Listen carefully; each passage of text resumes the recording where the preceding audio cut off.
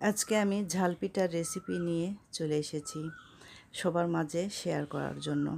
এই ভিডিওটি দেখতে হলে না টেনে পুরোটা দেখবেন, তাহলে বুঝতে পারবেন কিভাবে আমি এই ঝাল পিঠা বানিয়েছি। বিকালে বসে আছেন, ভালো লাগছে না, ঝাল খেতে ইচ্ছে করছে, তাহলে ঝটপট এই রেসিপিটি দেখে তৈরি করে নিন।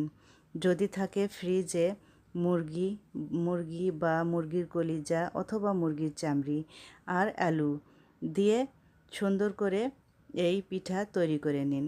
আমি এক এক করে সব দেখিয়ে দিয়েছি। প্রথমে গরম পানিতে ঝাল, লবণ, হলুদ, বাটা মশলা সব কিছুই দিতে হবে। সরিষার তেল দিয়ে পানিটির বলক তুলে নিতে হবে। তারপর এই পানিতে চালের গুঁড়া দিয়ে একটা খামির তৈরি করে নিতে হবে।